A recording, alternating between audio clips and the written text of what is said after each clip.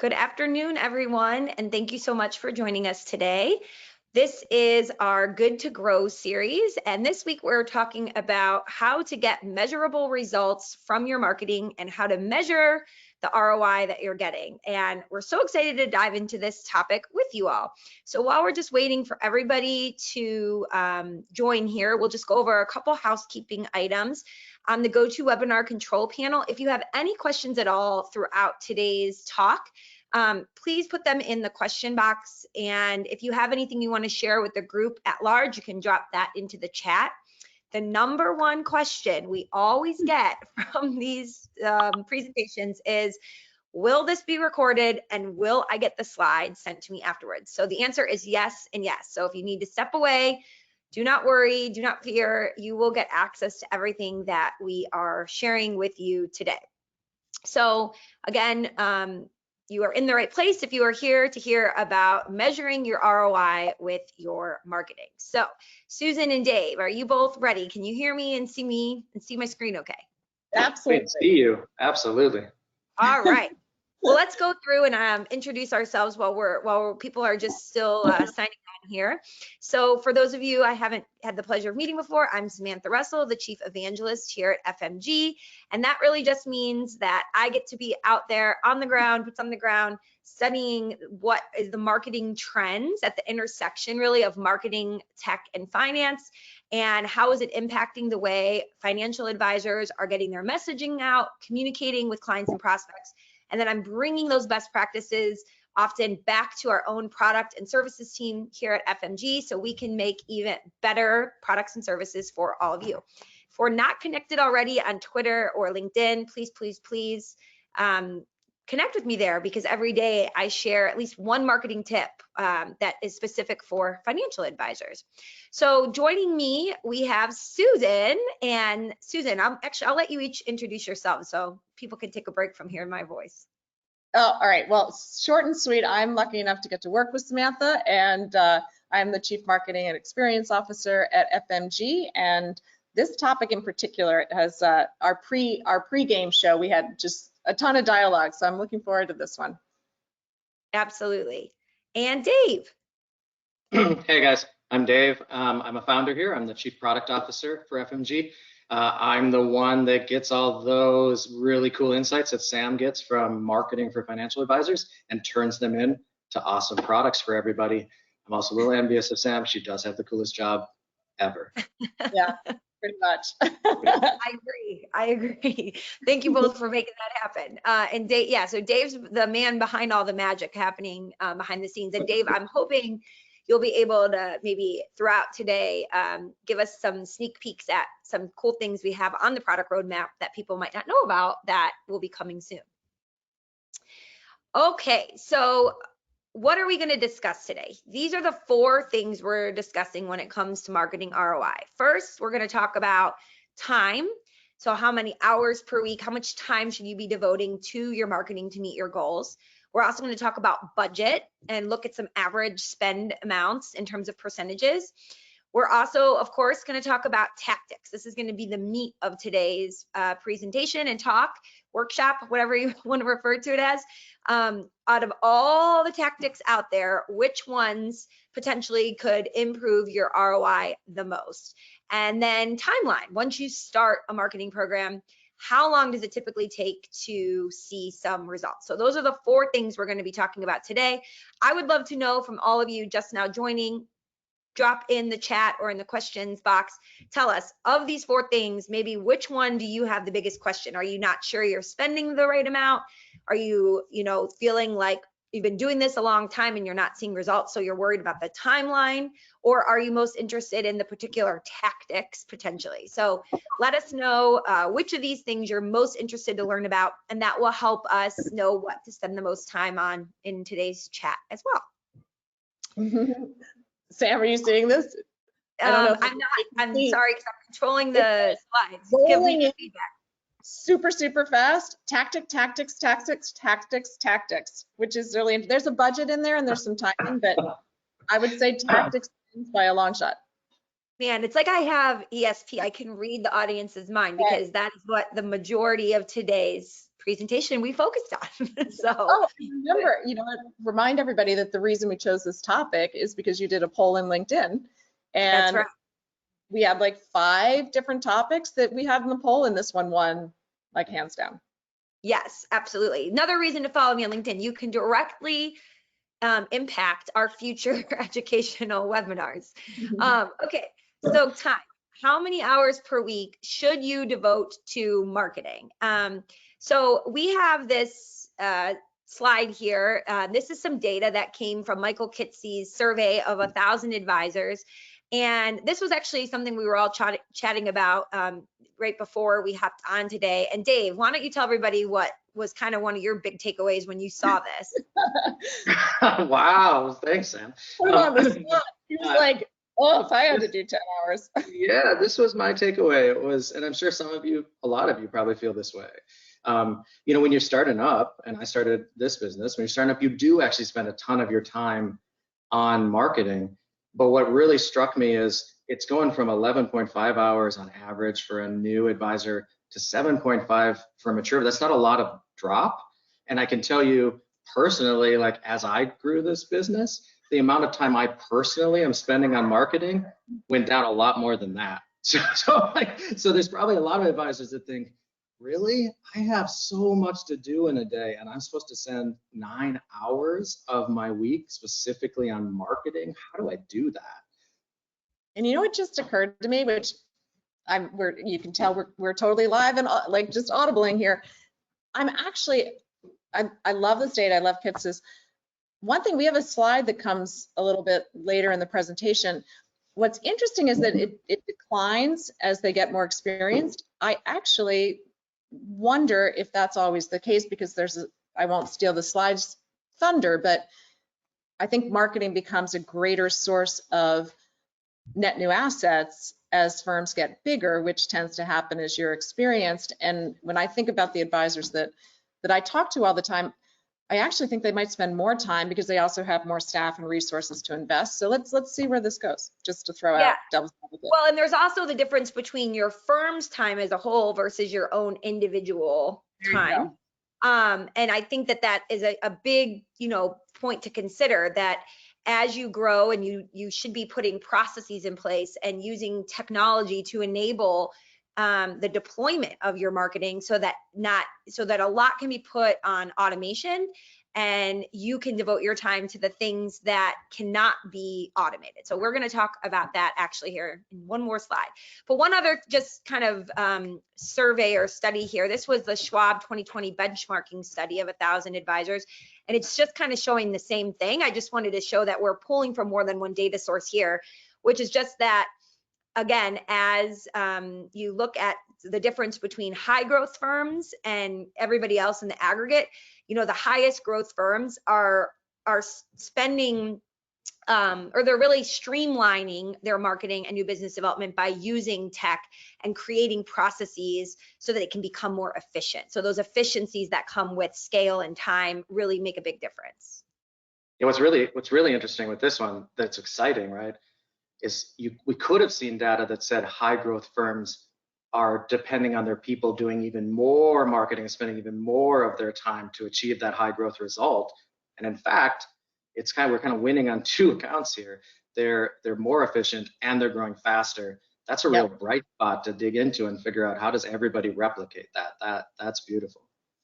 Yeah, absolutely. So this was something we put together that we hopefully will be helpful to all of you, because I know, even for myself, right, it can be really easy to get bogged down and all of a sudden have spent 2 hours on a marketing tactic that gives you that initial quick hit feeling, right? So you post to social media and a few people leave a comment or like it, and you get that immediate feeling of that ROI, but it doesn't necessarily translate into anything from just that one social post, and you could have spent a ton of time on that, right? So we were trying to break down the things that you can outsource. Of course, you still want to oversee the messaging and the overall, what is your firm about, your brand stand for, but what can you outsource versus what is really hard to outsource that you yourself as the founder, the owner, the advisor need to be there for when it comes to marketing. And so I'd love to hear your thoughts, Susan and Dave. When you look at this list, what kind of stands out to you?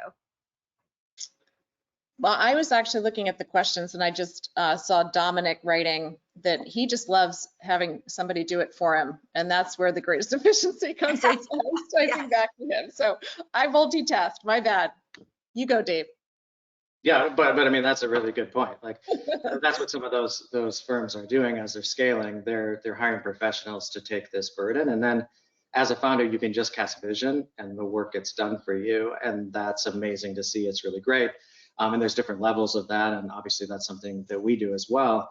When it comes to what you can outsource, some of it that's kind of big, I think, is this idea of the orchestration of the execution of these repeatable things, right? So we say posting on social media, and we kind of mean, I think, Sam, some posting on social, because there's certain posting on social media, like the actual creation of a video that you star in, or some commentary that's really meaningful to you about your personal life and how it interacts with you. You can't really outsource that. But what you can do is you can create that content and then give it to someone else to do all the work required to get it scheduled and actually sent and follow up on it.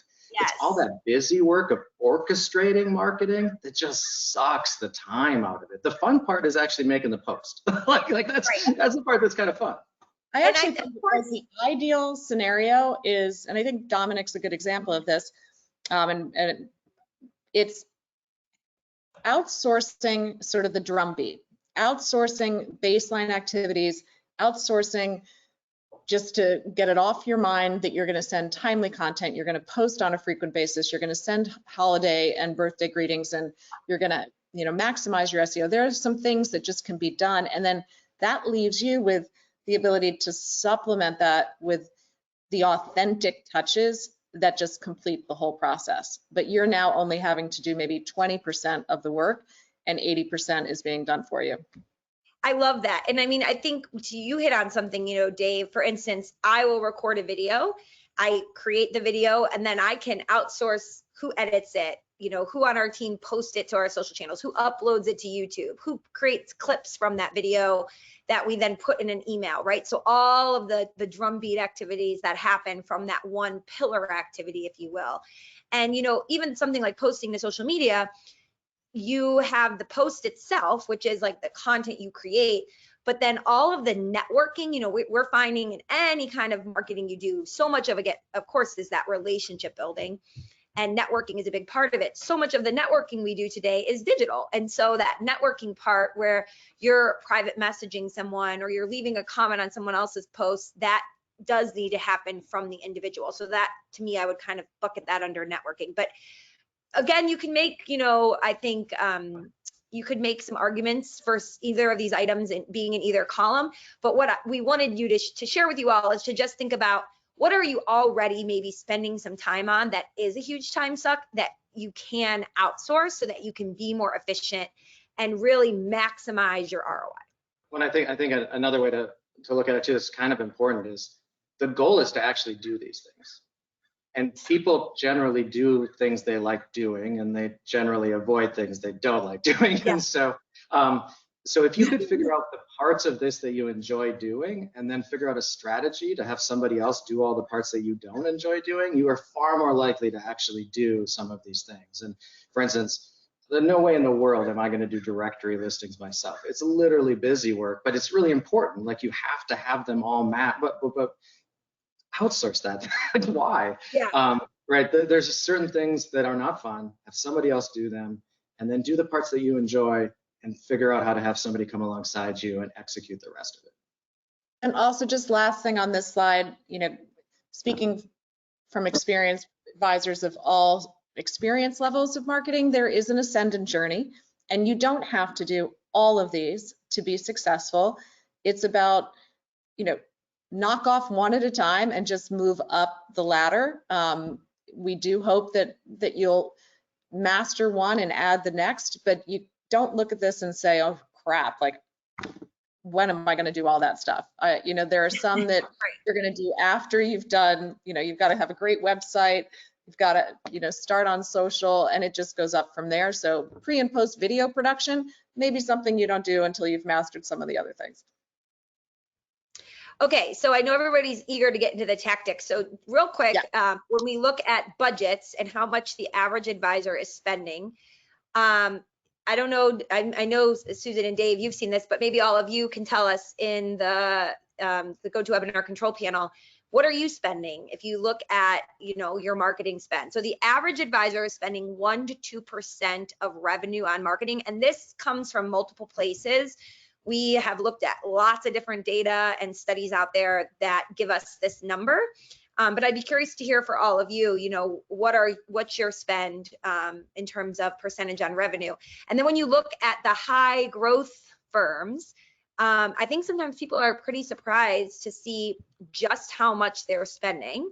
So that actually looks like 10 to 20%. Huge difference.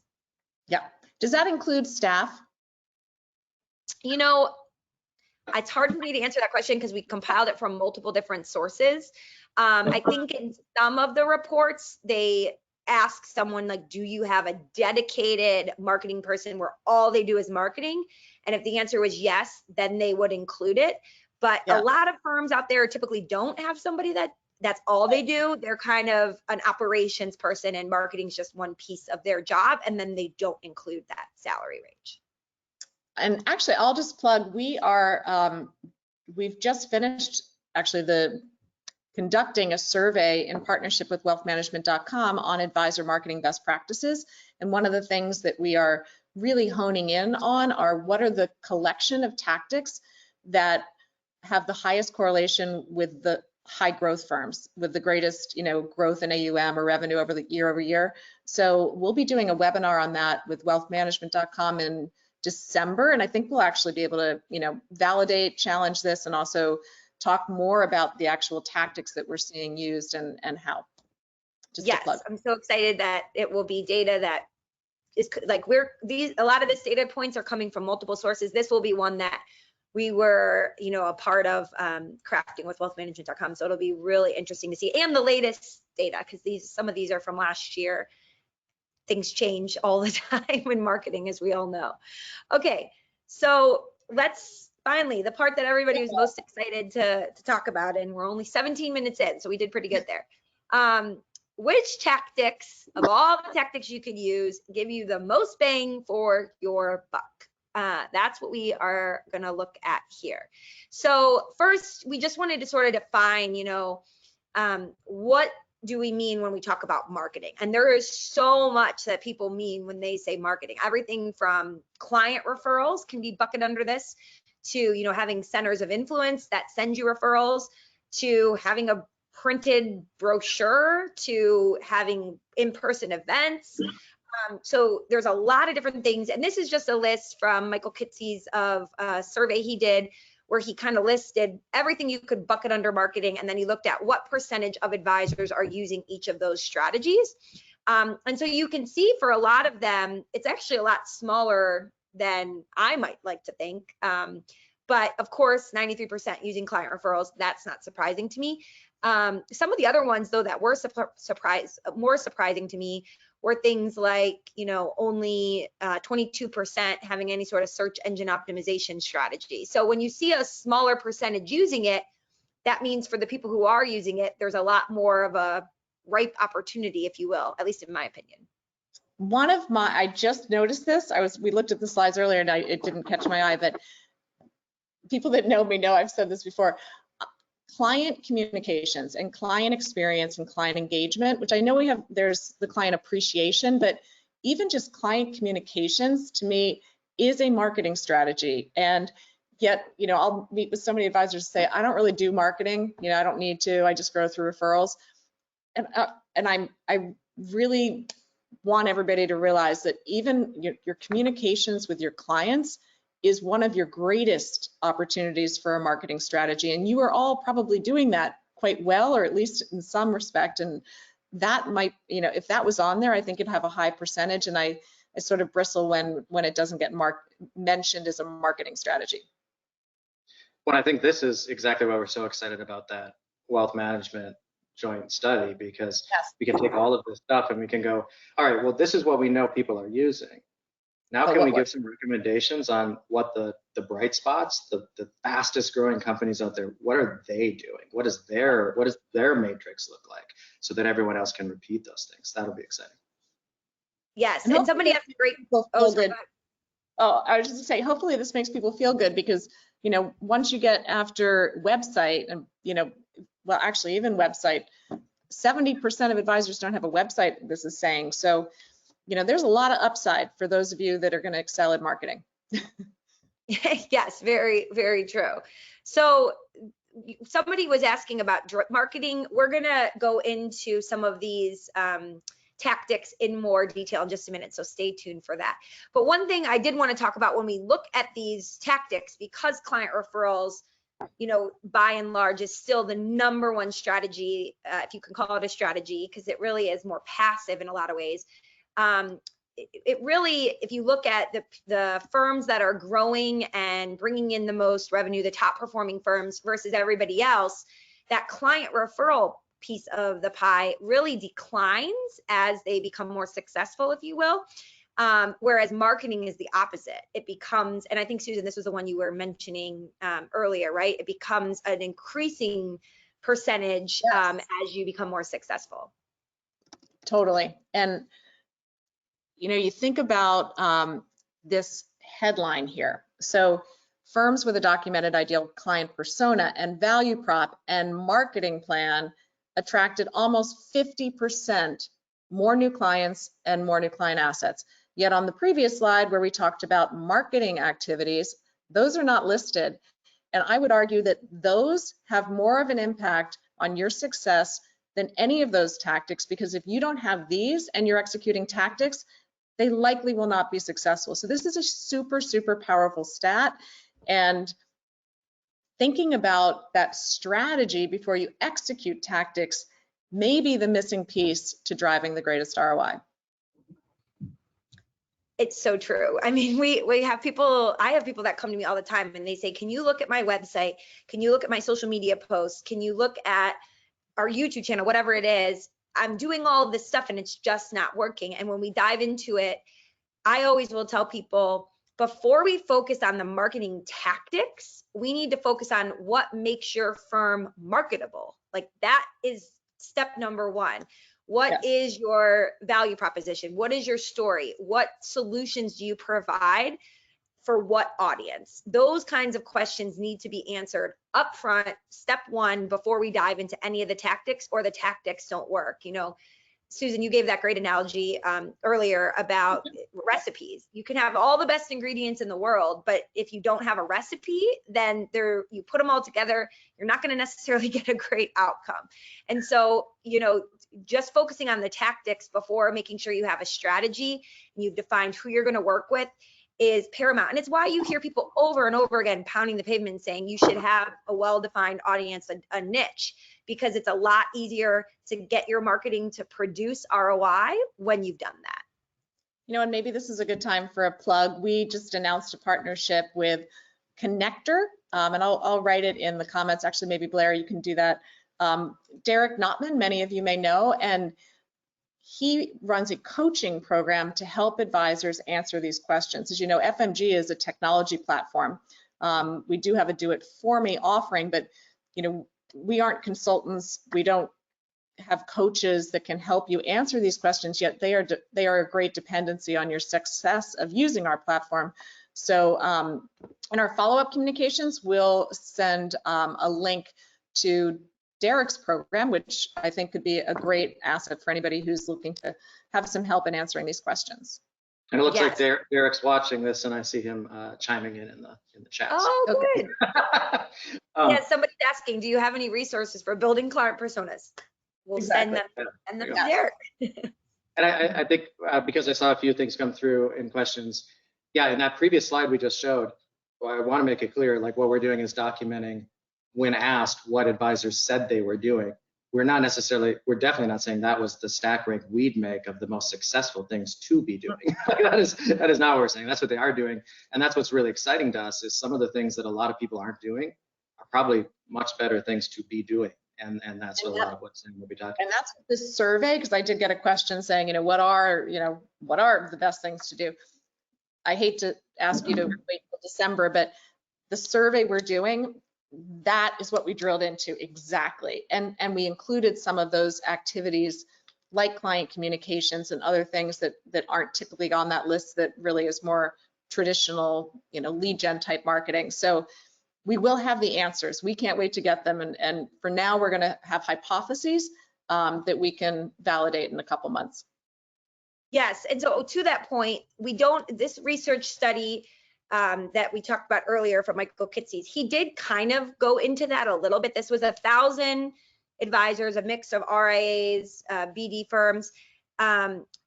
It's a little bit hard to go into all these data points because I know this is a lot of information, but the three that I'm going to pull out and we're going to talk about today that stood out to me were search engine optimization, webinars and videos, and drip marketing. And I know we had a question about drip marketing, but we're going to talk about them. The usage right now of advisors using them is pretty low, yet the success rate is pretty high. And that's why we're going to focus on those. So the people who are using them, how successful are they in bringing on new clients using these tactics?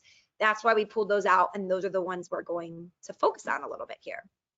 So I just wanted to put this as a starting point, because we all know inherently when we're talking about these things that our online presence matters now more than ever, right? So much of the networking we do, the way we search for things, it all starts online more than ever before. Even if somebody, is going through that referral process and they get 3 names, what's the first thing they do with the 3 people that they've been referred to, the 3 firms? They Google them. And so it matters more than ever. It is 100% important. And all of these pieces fit together. I know, Susan, you've talked about this before, that focusing in on just one tactic and then really trying to hone in on what is ROI of just this one tactic can sometimes be short-sighted, because we really need to zoom out and from a macro level think about the way our website, our email, our social are all pieces of the pie that work together that create this overall feeling about what our brand is. And so, just keeping that in mind from a 50,000 point view. Here's the good thing to remember. There are 2 very different types of measuring your marketing success. One is activity metrics. Activity metrics are, you sent out an email, how many opens, how many click-through rates, your social engagement, how many attended a webinar. Those are all activity metrics, sorry. And really the more important thing to measure, obviously, is outcome metrics. And that depends on what your outcome goal is. But for most of you, I would assume your outcome goals are year-over-year net new asset growth exceeding the prior year, and year-over-year net new client growth year-over-year exceeding the prior year. And you probably have goals for net new assets and net new clients. Those are the outcomes that you're looking to achieve. Every activity that you do in combination is what leads to that outcome. But trying to tie an ROI to, you can actually show an ROI of a webinar, but that will probably be 30, 60 days after the webinar.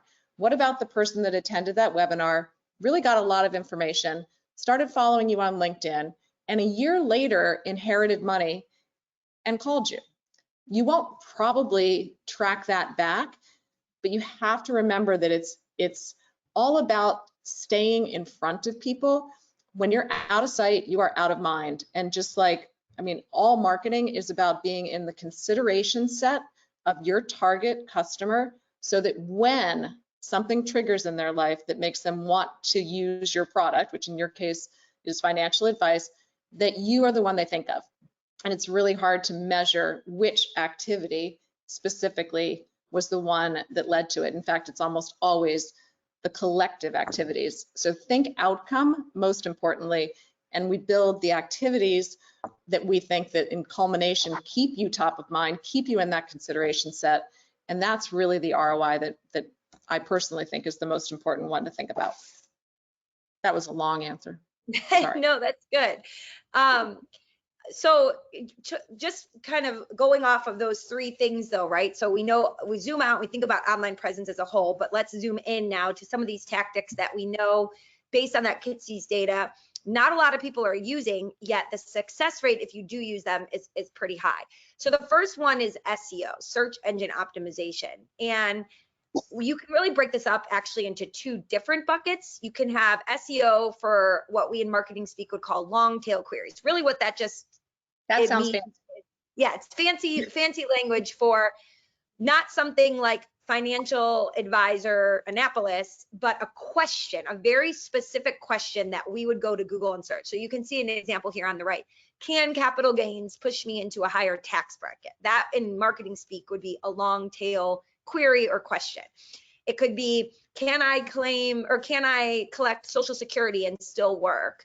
What's the difference between a Roth IRA and a traditional? All of those kinds of questions would be very long questions. That is the way that we've all been kind of conditioned now to search Google, right? And these are where you can, again, if you have a really well-defined audience, think about what kinds of questions do they have and answer those questions in your content. So you can see here, when I Googled this, right here, this is one of our customers, Corey Hill Advisors. They're the second result that comes up. And I just wanted to show an example of what you would get. So here on the right is a sort of a scrolling GIF of that blog post. If you click on it, you can see it's very long, very in-depth, but it answers that specific question. There's headers, the big blue text that breaks up the blog post. It has images, it has graphs, but it's really going really in-depth on one granular topic. This is a very great strategy for search engine optimization. Well, but then, Sam, that looks like a lot of work. Dave, is there anything in our product roadmap? I was gonna say, so this is something we've had our eyes on for a while, right? We know how important this is. We have studied financial advisor websites. We have a lot of them that we manage for our customers. We can really easily, with a little strategic impact, change their ranking in search engines. But up until recently, we basically said what Sam's doing here. This is what you need to do. You need to know what questions your ideal customer, well, first you have to have an ideal customer. You gotta know you have an ideal customer. Then you gotta find out what questions they're answering. Then you gotta write this, which some of you look at and go, oh my goodness, no way. And then you gotta get it on your blog. And then over time, this will happen. So what we knew is the only way really to solve this problem for you is to be able to scale our ability to help you identify the questions, help you write the content that's completely unique to you and get it published on your behalf. So when you hear us talking about our new Do It For Me website product that's coming out soon, that's literally what it is. Like, this is the problem we want to solve. And we did a pilot already and some really interesting data before we decided to scale this out. On average, for the people that went on pilot, they saw 45% increases in their organic traffic to their website just from this strategy. And that's average. Some people saw way higher percentage increases depending on who their ideal customer was and what they were specifically writing about. It's so true. And I think Dave, when will that be available? I know we're actually sort of talking about this now, but I would say in this next quarter, this is something that will be launching. It's rolling out in Q4 for. Yeah, so we will make sure everybody that's on this webinar, if you're interested, we'll make sure to let you know when that's available. But essentially, it's advanced SEO, including blog writing for you, and that is definitely what's going to have the greatest impact on being seen. There was a question here that said, how do you decide who gets shown, yes, which of the clients get shown? And Sam, we don't decide. Sam, why don't you take that? Yeah, so great question, Mackenzie. She was asking, how do you decide at FMG who you feature when somebody Googles this? We don't decide this at all. This is something that Google decides based upon a bunch of factors. There's over 200 factors that Google takes into account when Dave or Susan or I go and open up our computer or our phone and search something. One of them is your previous search. Will never, like, nobody can figure it out. Like, they constantly change it. Right, but one of them is what you've searched for previously. Another is your physical location at that time. So they'll show you results of things based on where you're located. Your previous search history is a really big part of it. So we don't decide. This is all really based on Google. And of course, we do have fantastic content here at FMG that anyone can use. But there's also a lot of our current customers, advisors that create their own content, or they take some things that we have and they edit it and make it their own. And they add more to it. So there's a lot of factors that can go into it. But so when we go back to thinking about SEO as an umbrella thing here, again, there's the kind of SEO where someone's going to land on your website based upon a question you've answered in the form of a podcast, video, a blog post. But then there's local SEO. And that really is a different beast in some ways. So that is if somebody searches financial advisor near me, or financial advisor working with physicians, or financial advisor Philadelphia. And what goes into that is actually different.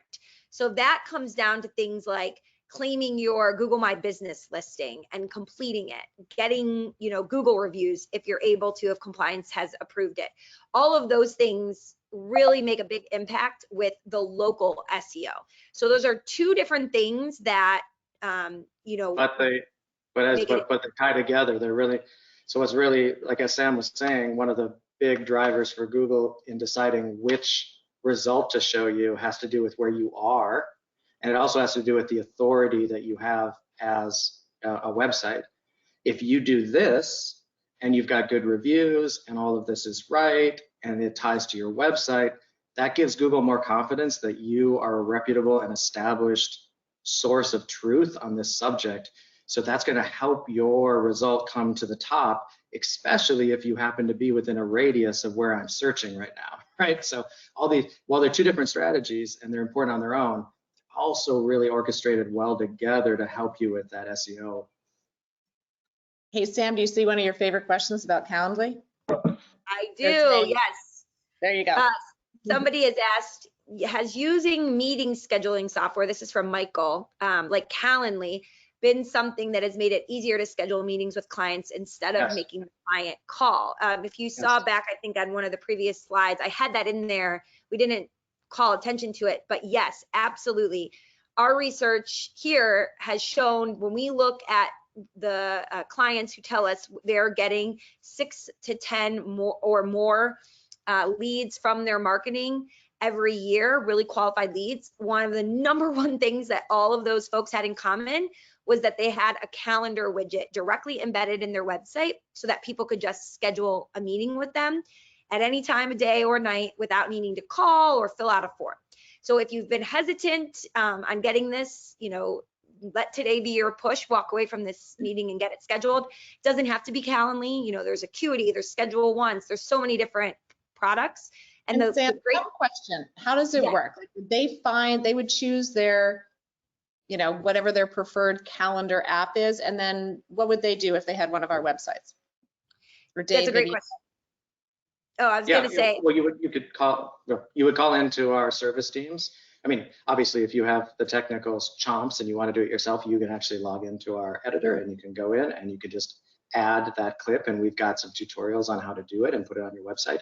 But you also can call our service team and they can help you put that on your website.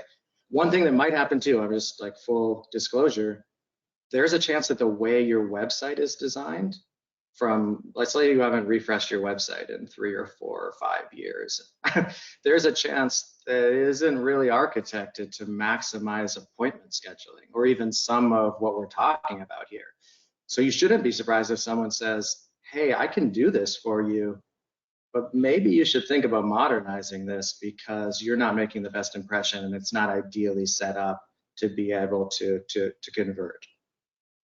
That's such a good point. So if you go to add a widget or something and it's not able to be utilized in a great way, somebody just asked, like, should the little schedule a call button be something that hovers no matter where you are on the website? That's a great way to do it. So the person visiting the site always sees it. That's one way.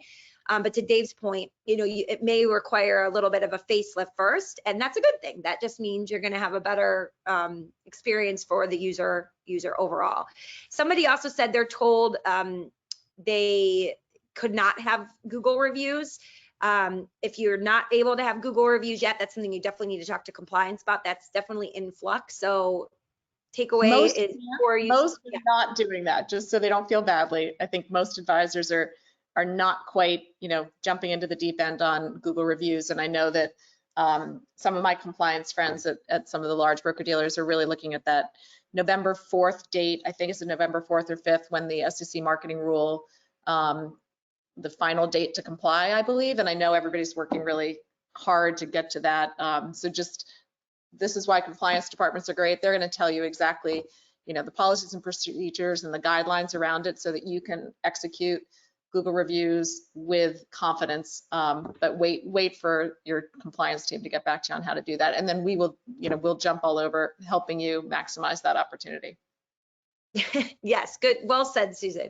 So this is just kind of a how it works to show you. This is from Dominic, one of our Do It For Me, actually, which we're going to tell you a little bit more about our Do It For Me program, but Dominic's using our Do It For Me program. And I love he said this. He said, if somebody called in and I asked them, like everybody does, how did you hear about me? And he said that they Googled financial advisors near me and found him. This happens all the time. If it hasn't happened to you yet, that doesn't mean that it doesn't work. It doesn't mean SEO doesn't work. It just means that you haven't experienced it yet. So I just wanted to kind of give that proof is in the pudding. Don't just take our word for it.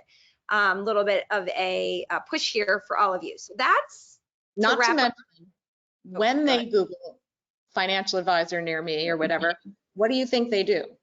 Like you'll come up and they will look at your website. They will check out your LinkedIn.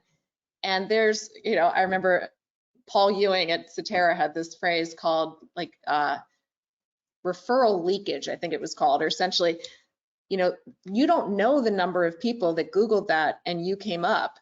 You only know the ones that called you. And the ones that call you are a subset of the ones that saw that match because they're making a judgment, a first impression based on what they see of you digitally, their perception of your website, their perception of your About Us page, their perception of your LinkedIn. So it's not just good enough to come up. You then have to basically pay it off with what they see when they check you out.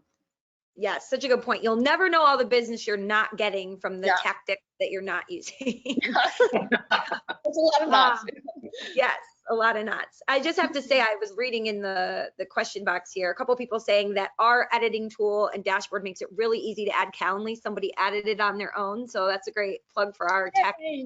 And another person, just mentioned that one of the best decisions they made this year was hiring us to help them with their marketing. They're seeing a huge difference. So, love all the feedback. Thank you all for being here. And they said, coming to these monthly webinars that we do that helps them stay up to date on what tools that they have and what strategies they should be using is really great. So remember, every month we do these and we'd love to see you back. Okay, let's move on to drip email marketing. We had a couple questions about what is drip marketing. So in its simplest form, what we mean when we say drip marketing is you collect emails from prospects, right? People who could be a good fit for your business. And then over time, you email them valuable, educational, timely information that is going to be helpful to them. So it is not a sales cadence. Clients in there too, with my little passion for clients. Yes. Like dripping on clients is equally important. Yep. Yes. Thank you, Susan. So remember, this is not day one, hey, do you want to book a time on my calendar?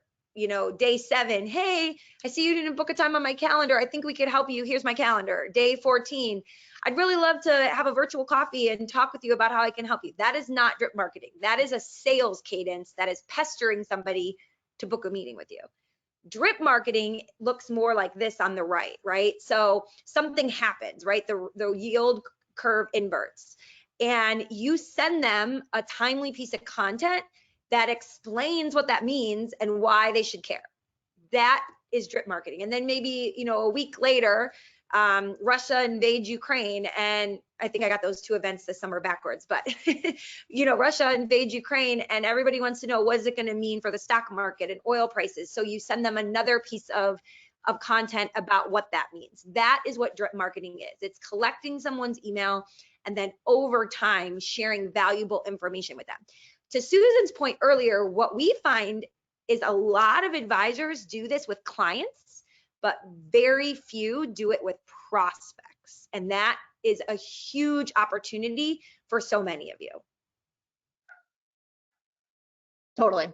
And this one of the stats I've just loved, I think it was in a Riskalyze as well as Think Advisor, multiple surveys have shown, why does a client leave their advisor? And over, we don't have time for guessing, but the number one reason by, maybe twice the next answer is because of lack of communication. And what's the number one reason you're getting new clients? It's referrals from your clients. So keeping in touch with your clients and sharing relevant and timely information may be one of, if I had to pick one tactic that you did, that would be the one that I think would have the highest ROI. And this is, did you mention, I don't think you did, that one of the things, there we go. We are writing timely content as it happens, and in our Do It For Me program, sending it out right away. So Sam and I will see, the Fed's meeting, I think this week, we're on it. We're going to write something by the end of that day. And the next day, our Do It For Me clients, we will send it out on their behalf. They have a chance to read it and edit it, but most are just like, send it. And the last one we did there was a 70% average open rate. So this is just probably, in my opinion, the easiest and highest ROI activity. And if you're using our product and you're not on our Do It For Me program, then the mobile app is something you should definitely have in your pocket, because what'll happen then is we'll drop the timely piece, we'll send you a push notification, and you can really quickly get it out to clients and prospects. And I just want to echo what Sam said. This is literally your free trial. It's your try before you buy. They've said they're kind of interested in you enough to give you an email address, and now you have a chance to show them what it would be like if they worked with you. And there's nothing better than that to build confidence in a prospect that they would want to actually come on board and work with you, is to experience what that would be like if they were a customer. Yeah, and Dave, I mentioned the Do It For Me program, which makes it easy because you don't have to think, but we also write all this content and it's in the library for any of our customers.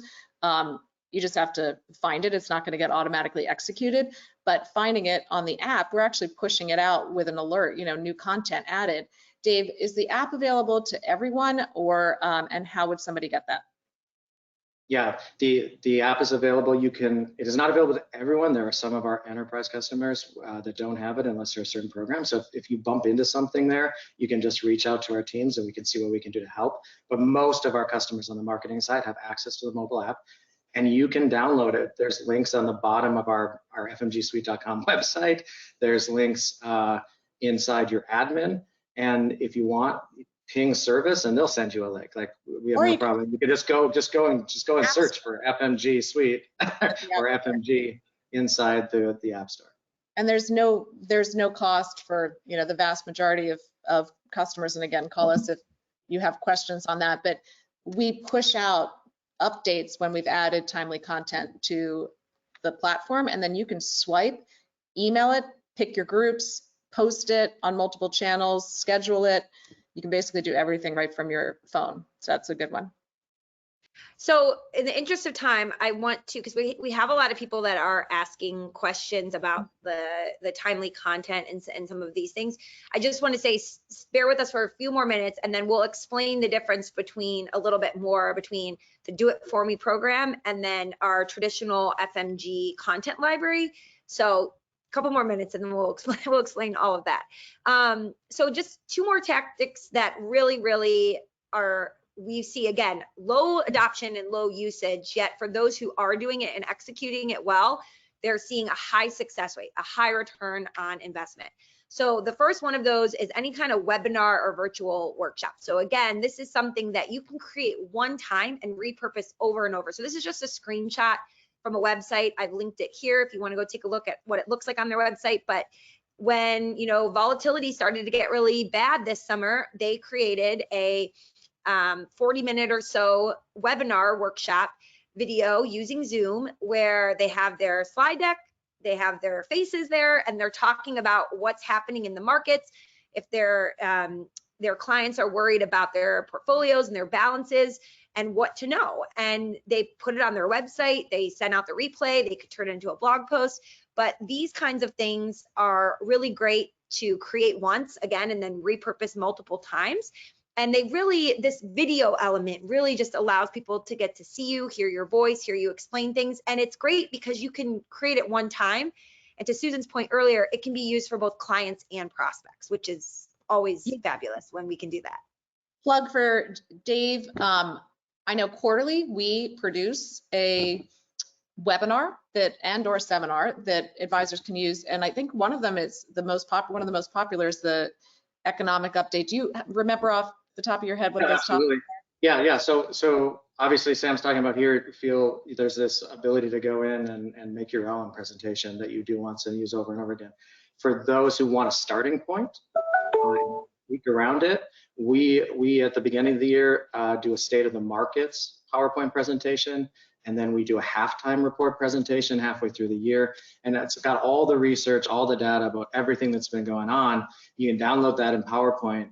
You can change it however you want. You can brand it for yourself. You can adjust it, and then go ahead and run your webinar, record it, and do all the things that Sam's talking about here. And that's going to pay dividends over and over again until you do the next one, because people can just keep re-watching it for months and months. And barely any advisors are taking advantage of that. I've noticed not many people use it, and the ones that do, though, they say it's amazing. They show up, the slides are done for them, the talking points are done for them. All they have to do is present it.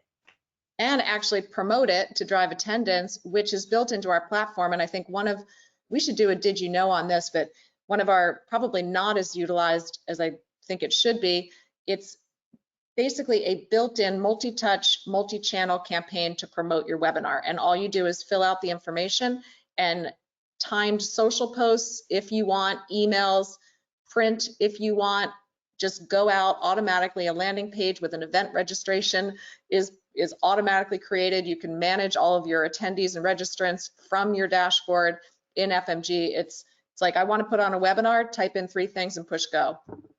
Amazing. Yeah, and there's some questions here about compliance. Yeah, they're all pre-approved. They're all reviewed in advance. If you make major changes, you'll probably have to check with compliance, but in advance, it's all reviewed. I want to put a shameless plug in here for everybody this one. I'm just going to put my little product hat on here. Like Sam said, we know this works, and we've invested a bunch of energy into creating these to make it easy for you, but we don't have the adoption of these that we wish we had. There are advisors who aren't using them that should be. And there's a pressure with my product hat on that, well, if nobody's going to use the thing, why are we making it? And what we've been saying is, no way, this is so important. We're going to keep building this and try to get everyone to use it. So consider this, like, add this in. It really works. And like from our last Good to Grow webinar, 80% of our attendees were not FMG customers. So just, for those of you that are listening for facts, it's all great, but that is one of the features that is sort of worth considering. Good point. Yes. Okay. Last tactic, video. YouTube is the second largest search engine. You can go and search something like, can I work while collecting Social Security? And other advisors' videos will show up that you can go and watch and get the answer to that question. The popularity of short form video is soaring. I mean, actually more people listen to podcasts. I was mind blown by this stat, on YouTube than on Spotify currently. And wow. YouTube is really one of the most widely used online platforms among all US adults, all age groups, all of the time. So video is just, I can never be bullish enough on video because not a lot of people use it, but if you really want to be found by more people organically, it is a great strategy. So I'm going to do a quick plug of another partner. We are working with FICOM. Many of you may have heard of them, may have not, FICOMM, and they have a video workshop. We're working on doing a specific one that's just for FMG customers, but people always ask, great idea, but how? Message us and we can get back to you. That FICOM does have a great video workshop that would help you with this. Yes. And I'll do a quick plug for a new feature that's coming out. We want you to put these videos on YouTube because of everything Sam just said. So what we're trying to do is make it really easy for you then to drop that YouTube video into your blog posts and pages by just literally pasting the URL, and we'll take care of the rest. And so that's coming out real soon. and that should make it much easier for you to host the videos on YouTube. I can't wait to show everybody that once it's live. You're going to be so excited. I'm so excited. Okay. So last thing, and then we're going to talk a little bit more about some of the ways we can help you, is timeline. How long on average does it see results? Like all things, it depends. It depends on who you're trying to target, how much competition there is in your area, how good how good you've defined your audience and your messaging and your value prop. But on average, give or take, plus or minus 6 to 18 months. And one of the things that I see happen all the time, Dave and Susan, I'm sure you can nod your head yes in agreement, is that people will get to like the 4 or 5 month mark and say, I've been trying this for a while and it's just not working, and they abandon ship and they feel like it didn't work. You're so close to the edge, you just have to give it time. It's like somebody coming to you and asking you to help them with their investments, and then coming back to you a few months later and saying, okay, I invested all this money, where's my return on investment? Why can't I go retire just yet? It takes time. A quick, has this awesome slide that we didn't have time, we just thought about this morning. We're like, oh, I should have included it. But bottom line, you need life events that are out of your control to happen in your prospects' lives for them to want to come to you. And you don't control that. So the only thing you control is staying top of mind, to consistently communicating across all these channels and having good digital properties, so that when that life happens, moment happens, that's when they're thinking of you. So some of it is honestly out of your control. Good point. Okay, so I hope we didn't make you sufficiently feel overwhelmed, but we get it. We know it can be overwhelming to think about all these tactics and to think about which ones are going to be the most important for driving the greatest ROI for our firm. And we did talk with you today about timely content and how important that is.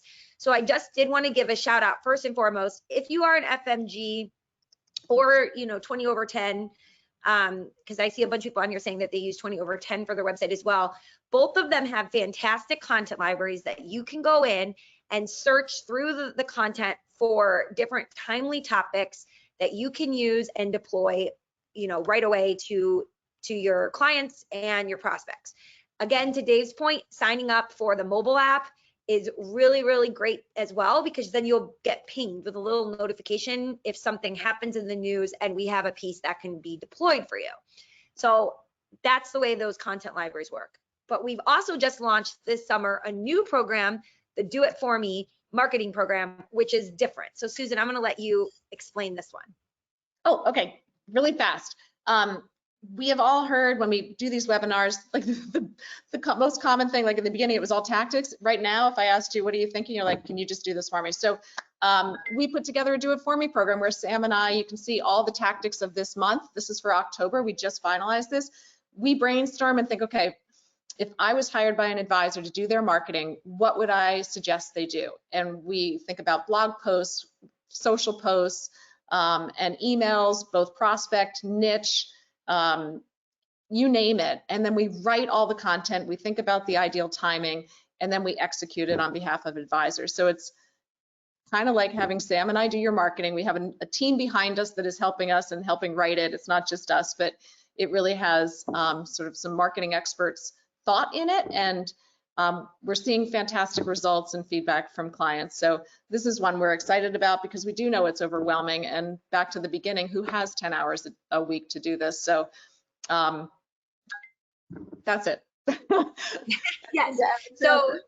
So I know, our team, for those of you who want to learn more about the difference between all the programs that we have and what that looks like, absolutely, our team here at FMG will be happy to walk you through what those differences are, how you can combine, because we do also offer our websites and some of the marketing tools separately. So if you don't have an FMG website, but you're interested in working with us or some of the marketing automation tools, absolutely, reach out and we will talk you through what that looks like.